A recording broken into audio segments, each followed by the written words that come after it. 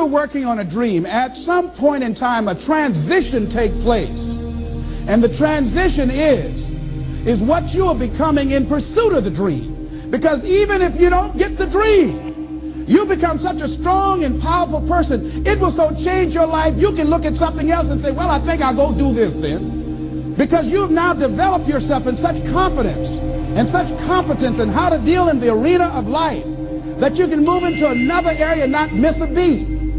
Once you begin to discover who you are, then you really realize how you have been given authority and dominion over everything on the face of the earth, including all the dimensions of your life.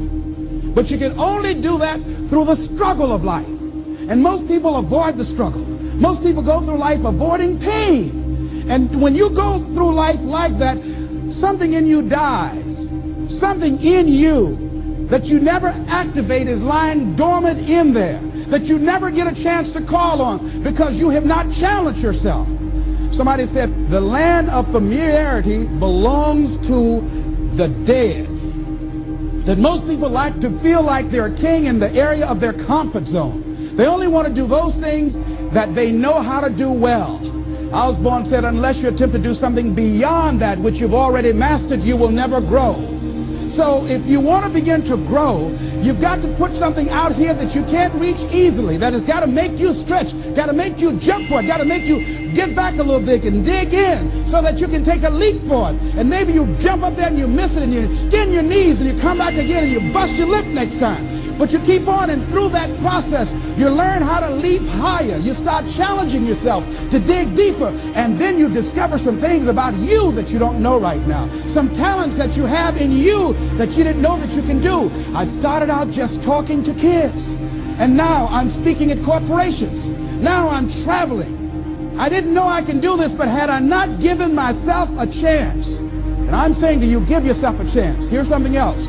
If you want to begin to make your stuff happen for you, I think that it's very important that you start trusting yourself. Listen to yourself. Listen to that still small voice within you. Don't try and make everything logical. There's some things about life that defies logic, that you just can't explain how the outcome is going to be. I think that's why Paul said you've got to learn how to walk by faith and not by sight. That once you begin to trust yourself and your ideas and your instincts, life takes on a whole new meaning, because now I want you to do that feeling that you are led. Just feel, I am led. And don't give your power away. You don't need anybody to approve your dream. It was given to you. If they can't see it, it's because it wasn't given to them. It was given to you. Hold it, nourish it, cultivate it, work on it. It's yours, it's your baby. Work on it until it comes into fruition. I gave away my power, and I said, I'm not going to do that no more. Here's something else for those who make it today. Do what you know is right. Treat people like you want to be treated. Don't try and take any shortcuts. Don't try and cheat. Pay your dues up front. I believe, ladies and gentlemen, what goes around comes around. You can pay now, or you will pay double later. So do the right thing. There might be a tendency sometimes, because of the negative part of our consciousness and our own programming, for us to want to say, well, I'll just do it this time. It won't matter. Won't nobody know. Ladies and gentlemen, everything matters. And you know you're somebody. You know. I'd rather lose out on my dream doing the right thing than to cheat trying to make a shortcut to get to my goal. I want to be able to look myself in the mirror. And that's what you want to do. There's no saying, judge a man not by what he does, but by that he doesn't have to do. And to judge the true quality of a man is what do you do when nobody's looking. See, there's some good out there for you in the universe that has your name on it. And nobody can get your good. It has your name on it. They can't take your stuff. It's your stuff. So when you know that whatever you're seeking, it's also seeking you, you don't worry.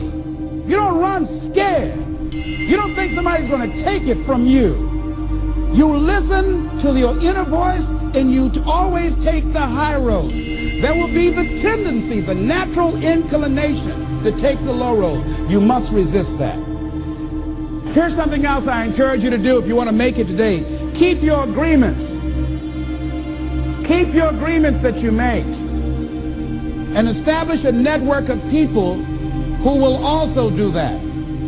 Establish a network of people in your life that you can count on, that will be there for you when you need them, and you be there for them. Leave the flakes alone, people that are seriously not serious. And if you're surrounded by flakes, that tells you who you are. Here's something else. 3 P's to have in your life. In working on your dream and doing your life work, you must be patient, persistent, and positive no matter what. Be positive no matter what, because when you are negative, ladies and gentlemen, you're sending out negative energy and you're blocking your good. So don't send out any negative energy. Don't take it personal. See, a lot of people have an idea or a dream and they give up on it. No, don't do that. Work your dream until it gets hot. See, most things don't happen as soon as we think they should happen. The messenger of misery might drop in on you and say hello. Murphy's Law might come by and thump you on the head. Any number of things can happen to interrupt your flow. It's okay. Don't take it personal. Just acknowledge what's going on. It's called life. And keep on working on your dream. Continue to keep on knocking, because this is your life. This is what you love. This is your passion. Step back. Don't judge it. If you judge it, judge not yet, lest ye be judged. Why? Because when you judge it, you invest emotion in it, and that emotion could be anger, and guess what? That hurts you. That doesn't hurt anybody else.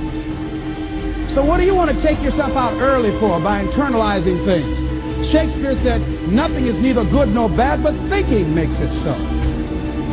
So judge not according to appearances, but right judgment, and feel that everything is going to work out for you because you're patient, you're persistent, and you're going to be positive no matter what. Don't allow other things or people or circumstances to determine what your reaction is going to be. So don't allow people to determine how you are going to respond to them or circumstances. Learn to look at it. Look at your life right now. If you want to keep on getting what you're getting, keep on doing what you're doing. You've got to be willing to change your ways. Your life is working. If you don't like what you have produced, you're a director, you are the star, you wrote this script. You produced this, whatever it is. If it's a hit, you produced it. If it's a flop, you produced it. Take ownership of it and decide to go back to the drawing board and rewrite the script that you are the star of. You have the power to do that. On this day, you can declare that I'm going to change. As you look back on your life, you can decide that I don't like what I produced here, and I want higher ground. I want to begin to experience more love. I want to have more adventure in my life. I want something that gives my life a sense of meaning. I believe, ladies and gentlemen, if we can accept the possibility of that this is the decade of consciousness. That's what I believe that this is. The decade of consciousness, if you please.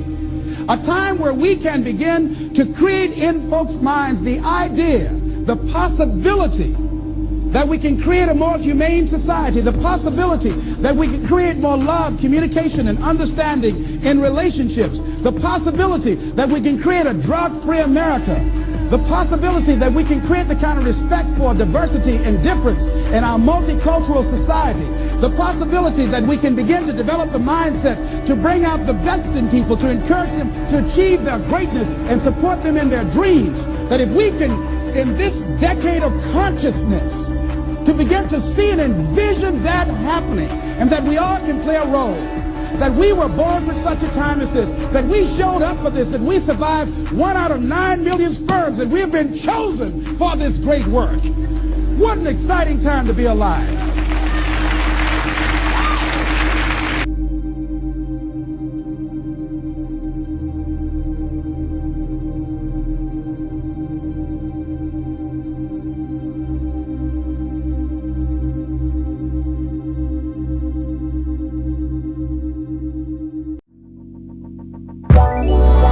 call.